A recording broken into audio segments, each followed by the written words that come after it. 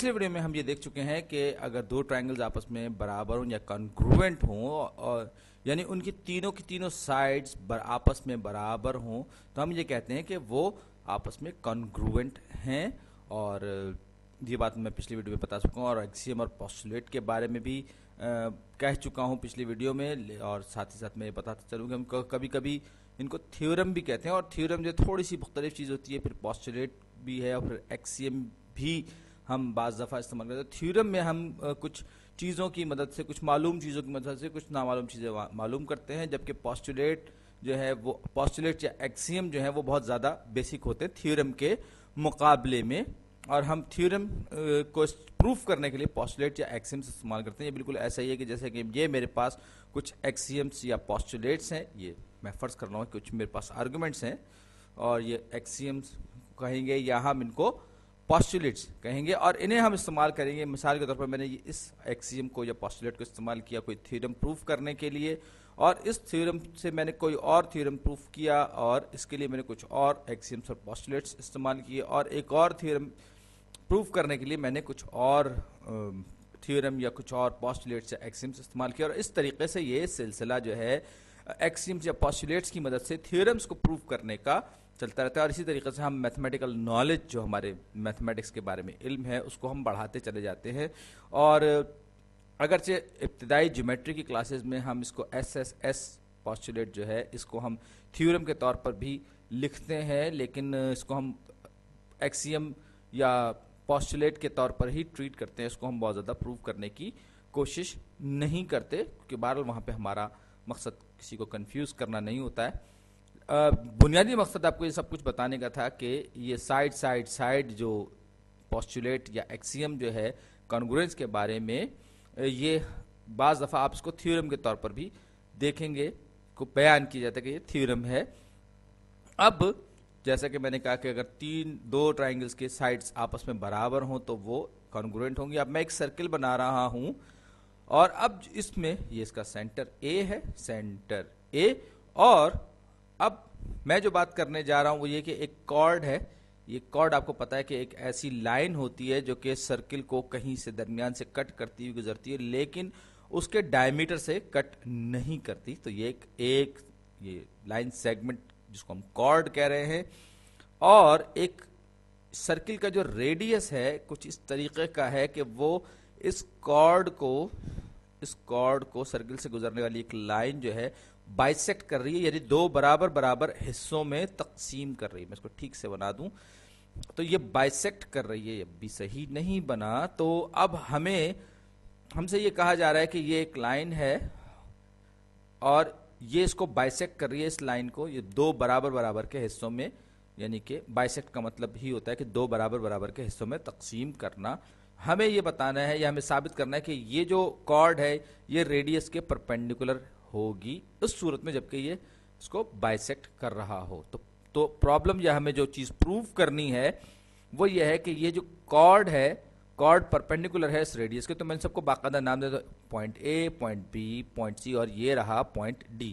تو ہمیں کیا چیز پروف کرنی ہے, ہمیں یہ پروف کرنا ہے کہ لائن سیگمنٹ اے بی جو کہ دراصل ریڈیس ہے, ہم یہاں دیکھ سکتے ہیں اس سرکل کا ریڈیس ہے, وہ اس کارڈ سی ڈی کے پرپینڈیکولر ہے. اور جو چیز ہمیں دی گئی ہے, جو چیز ہمیں بتائی گئی ہے وہ یہ کہ یہ لائن اے بی جو ہے اس لائن سی ڈی کو بائیسیکٹ کر رہی ہے. تو اس میں ہم استعمال کریں گے سائڈ تھیورم کو.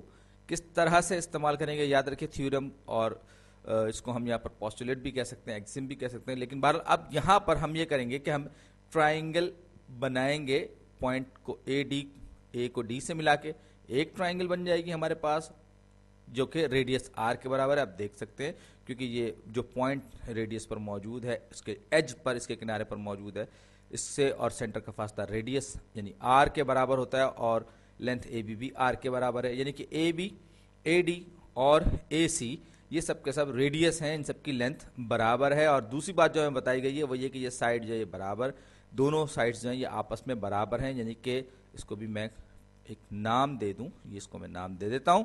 اس کو میں نے کہا کہ یہ پوائنٹ ای ہے, تو لائن سیگمنٹ سی ای اور ای ڈی ان کی لینتھ آپس میں برابر ہے. اور اب ہم یہاں پر کانگرنس کا پرنسپل استعمال کریں گے. آپ دیکھ سکتے ہیں کہ یہ جو ٹرائنگل ہے، یہ والی ٹرائنگل اور یہ والی جو ٹرائنگل ہے، یہ دونوں کی دونوں ٹرائنگل اے ای سی اور ٹرائنگل اے ای ڈی، یہ دونوں کی دونوں آپس میں برابر ہیں. اور یہ جو بیچ میں جو لائن ہے، یہ جو بیچ میں سیگمنٹ اے ای جو ہے، یہ دونوں میں کامن ہے، یعنی کہ یہ اپنے آپ کے برابر ہے. آپ دیکھ سکتے ہیں کہ یہ ہمارے پاس اب ایک ایسی ٹرائنگل بن گئی ہے جس کی تینوں سائڈز آپس میں برابر ہیں. اب یہ جو ہے یہ اس کے برابر ہے، یہ جو ہے یہ اس کے برابر ہے، اور یہ لائن سیگمنٹ اے ای جو ہے یہ بذات خود کیونکہ کامن ہے تو لہٰذا یہ اپنے آپ کے ہی برابر ہوگا، کیونکہ یہ کامن ہے، کرسپونڈنگ سائڈ ہے. تو اب جو ہمیں معلوم چیز ہے، ایس ایس ایس پوسٹولیٹ یا ایس ایس ایس ایکسیم کی مدد سے ہمیں یہ بات معلوم ہو گئی کہ یہ ٹرائنگل اے بی سی کنگروئنٹ ہے ٹرائنگل اے او. میں غلط لکھ گیا، اس کو میں سب کو مٹا دیتا ہوں. یہ ہے triangle by S S postulate. ہمیں کیا معلوم ہوا؟ ہمیں معلوم ہوا کہ ٹرائنگل اے ای